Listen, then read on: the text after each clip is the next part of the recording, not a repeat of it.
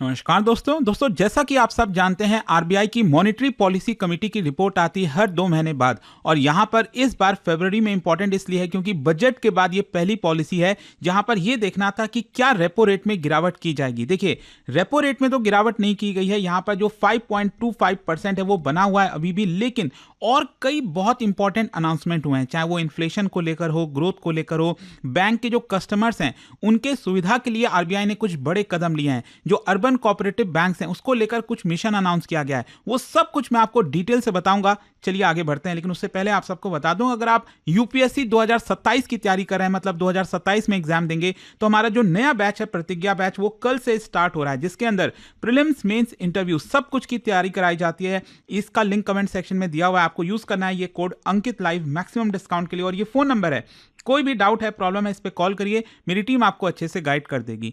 चलिए शुरुआत करते हैं। सबसे पहले ये देखते हैं कि आरबीआई एमपीसी क्या है और ये क्या डिसाइड करती है। देखिए, मॉनेटरी पॉलिसी कमेटी का रोल अगर आप देखेंगे तो 2016 में ये बनाया गया था।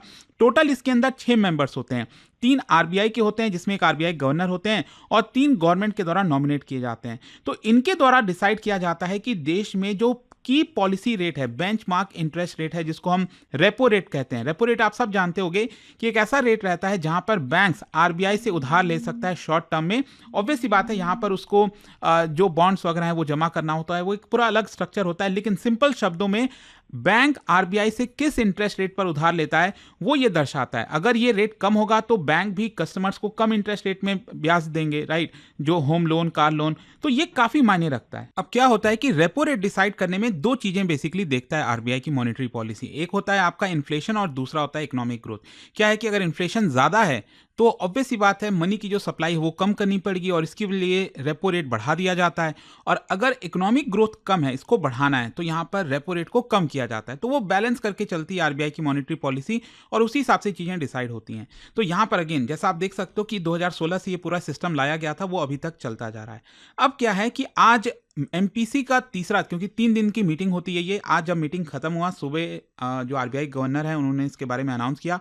तो ये जो पॉलिसी रेट है 5.25% ही रहेगा। देखिए, इसको भी थोड़ा सा आप देख लीजिए कि क्या हुआ था कि कोविड के जस्ट पहले जो रेपो रेट था वो काफ़ी हाई चल रहा था। यहाँ पर आप देखोगे 6% के आसपास चल रहा था।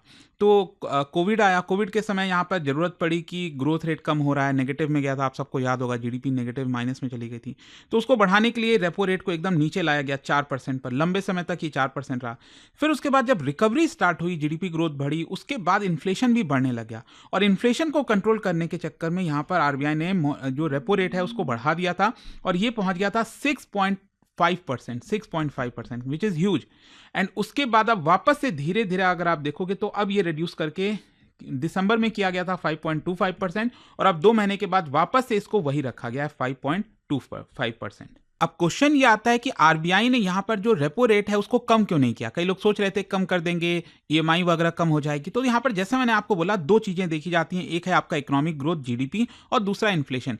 क्या है कि हमारी जो इकोनॉमिक ग्रोथ है वो ठीक ठाक चल रही है। आप देखोगे तो यहाँ पर जो इकोनॉमिक ग्रोथ है, जीडीपी का आंकड़ा है इस करंट फाइनेंशियल ईयर का, उसको और बढ़ा दिया इनफैक्ट आरबीआई ने। 7.3% पहले सोचे थे, अब ये 7.4% बताया जा रहा है। मतलब हमारी जीडीपी ग्रोथ रेट ठीक ठाक है। आरबीआई को लगता है कि यहाँ पर रेपो रेट कम करने की जरूरत नहीं है और इन्फ्लेशन भी आपका ऑलमोस्ट ठीक ठाक चल रहा है। इन्फ्लेशन आप देखोगे तो यहां पर एस्टिमेट है 2.1% एवरेज इन्फ्लेशन फॉर 2025-26, जो कि आरबीआई का मेन मैंडेट है ना। आरबीआई, ये जो मॉनेटरी पॉलिसी कमेटी बनाई गई थी, इनका मेन मैंडेट यही था कि 4% प्लस एंड माइनस 2 ये होना चाहिए। मतलब कि मैक्सिमम 6% और नीचे की तरफ 2% से नीचे नहीं जाना चाहिए इन्फ्लेशन, ठीक है।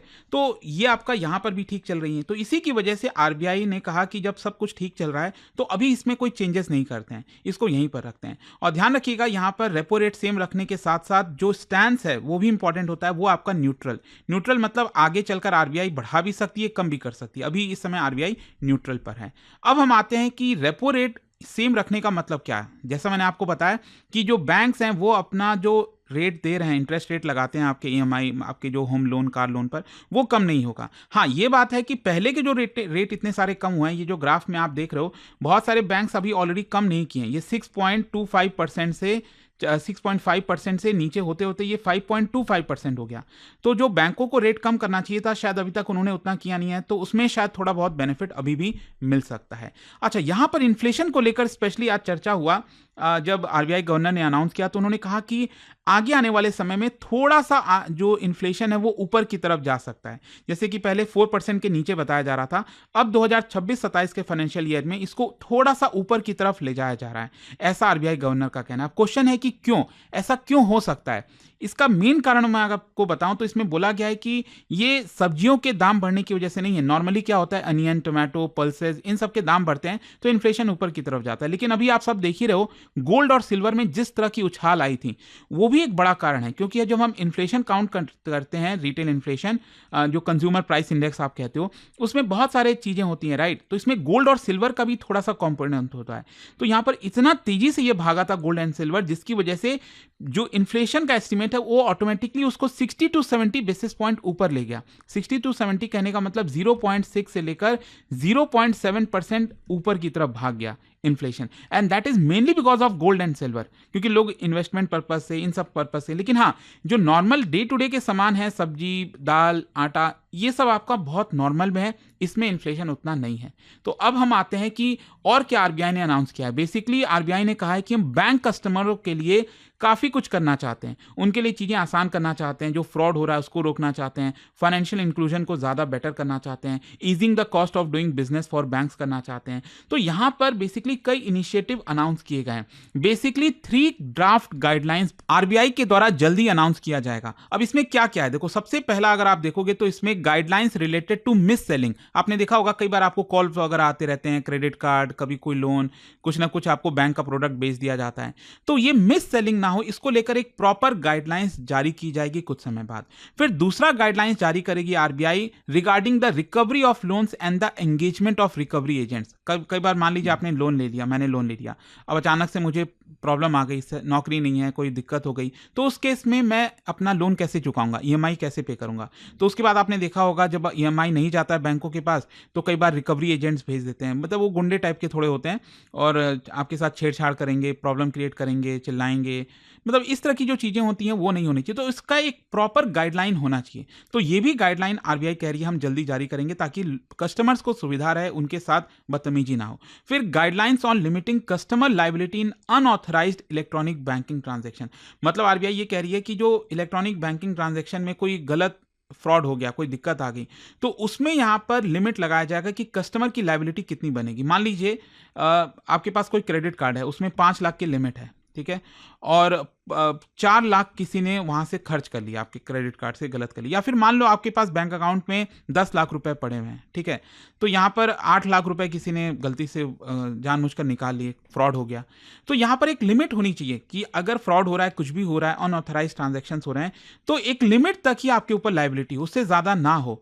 मान लो मैक्सिमम कह दिया गया कि 5 लाख से ज्यादा लायबिलिटी नहीं होगी। मान लो आपका कोई गलत तरीके से 50 लाख रुपए का फ्रॉड हो जाता है, फिर भी आपके ऊपर लायबिलिटी 5 लाख तक की ही आएगी, ऐसा आरबीआई का कहना है। मतलब वो एग्जैक्टली नंबर क्या है मैं नहीं जानता, मैं आपको एग्जांपल के थ्रू समझा रहा हूं। ये आरबीआई इसको लेकर एक गाइडलाइंस जारी करेगी। तो ये 3 तरह के गाइडलाइंस जारी किए जाएंगे। फिर इसके अलावा डिपॉजिटर्स और डिजिटल बैंकिंग यूजर्स के लिए आरबीआई प्रपोज कर रही है कंपनसेशन फ्रेमवर्क। जो स्मॉल वैल्यू के फ्रॉड केसेस होते हैं ना, छोटे मोटे, तो वहां पर आपको कंपनसेशन दिया जाए। और इसके लिए आरबीआई का कहना है कि हो सकता है कि 25,000 तक का कंपनसेशन आपको दिया जा सकता है, ठीक है। अगर आपके बैंक अकाउंट से 10,000, आपने देखा होगा ना, कई बार लोगों को लुभा देते हैं, कहीं से कॉल आया और आपको लगा कि हाँ ये जेन्युइन पर्सन है, आप कुछ सामान खरीद रहे हो, ठीक है, और आपने पैसा उसको पे कर दिया 5,000 रुपए, तो आपका तो फ्रॉड हो गया ना। और देखो जो गरीब व्यक्ति है उसके लिए तो बहुत बड़ा अमाउंट हो जाता है, 5,000, 10,000 भी। तो आरबीआई कह रही है कि हम इस तरह का फ्रेमवर्क ला रहे हैं कि 25,000 तक का आपका हम रीइंबर्समेंट करते हैं, कंपनसेट करते हैं आपको। तो ये कुछ इंपॉर्टेंट चीजें लाई गई। फिर इसके अलावा यहां पर एक और चीज आपके एग्जाम में भी पूछा जा सकता है कि रिसेंटली आरबीआई ने मिशन सक्षम लॉन्च किया। ये क्या है? देखो, मिशन सक्षम बेसिकली जो अर्बन कोऑपरेटिव बैंक्स होते हैं ना, कोऑपरेटिव बैंक्स आपको पता है, सहकारी बैंक, तो इसमें रूरल वाले भी होते हैं, अर्बन वाले। हम अर्बन की बात कर रहे हैं, वहां पर कैपेसिटी नहीं है, मतलब जो मैनेजरियल स्किल होना चाहिए, टेक्निकल स्किल होना चाहिए, वो नहीं है। तो एक लॉन्च किया है मिशन सक्षम, ताकि जो वहां पर पार्टिसिपेंट्स हैं जो काम कर रहे हैं, उनमें 1.4 लाख पार्टिसिपेंट्स को ट्रेनिंग दिया जाएगा ताकि वो बैंकों को अच्छे से चला सकें। और इसका फुल फॉर्म है सहकारी बैंक क्षमता निर्माण, ये आपका आरबीआई के द्वारा लॉन्च किया गया है। फिर इसके अलावा आरबीआई गवर्नर ने ये भी कहा कि देखो रिसेंटली जो ट्रेड डील्स वगैरह हुई हैं इससे भारत को काफ़ी फायदा होगा, स्पेशली यूएस ट्रेड डील के बारे में जिक्र किया। फिर इसके अलावा यूरोपियन यूनियन और इसके साथ साथ पिछले साल न्यूजीलैंड, ओमान, जिनके साथ भी ट्रेड डील वगैरह साइन हुआ है, भारत अपना डाइवर्सिफिकेशन कर सकेगा, एक कंट्री के ऊपर डिपेंडेंट नहीं रहेगा। लेकिन हाँ, यूएस ट्रेड डील की वजह से एक बड़ा बूस्ट मिलने वाला है हमारे एक्सपोर्ट्स को। तो लेट्स सी अब आगे क्या होता है यहाँ पर, बट आई होप कि ये जो भी कुछ इंपॉर्टेंट अनाउंसमेंट था बजट के बाद, पहली मॉनेटरी पॉलिसी थी, हर बार मैं बनाता हूं हर 2 महीने के बाद जब भी ये आता है। आई होप आप समझ गए होंगे। जाने से पहले एक बहुत ही इंटरेस्टिंग क्वेश्चन, क्या बता सकते हो इनमें से कौन कौन सा quantitative tools of monetary policy है? ठीक है, क्वालिटेटिव होता है एक और एक होता है क्वांटिटेटिव। आपको बताना है क्वांटिटेटिव टूल्स इनमें से कौन कौन से हैं, और इसका राइट आंसर आप सब जानते हैं, मेरे इंस्टाग्राम पर तो मिलेगा ही, वहां पर अगर आप नहीं हो कोई बात नहीं, टेलीग्राम से ले सकते हैं इसका सही उत्तर। और दोस्तों जैसा मैंने आपको बताया 7 फरवरी कल से हमारा नया 2027 का यूपीएससी बैच स्टार्ट हो रहा है, प्रतिज्ञा बैच, जिसमें प्रीलिम्स, मेंस, इंटरव्यू सब कुछ की तैयारी कराई जाती है। 18 बुक्स का पूरा सेट आपका घर पर भेजा जाता है। आपको यूज करना है ये कोड अंकित लाइव, मैक्सिमम डिस्काउंट के लिए लिंक कमेंट सेक्शन में दिया हुआ है, और ये फोन नंबर है, कोई भी डाउट है, प्रॉब्लम है, इस पे कॉल कर लीजिए, मेरी टीम आपको अच्छे से गाइड कर देगी। स्टडी IQ IAS, आपका सिलेक्शन हमारा मिशन।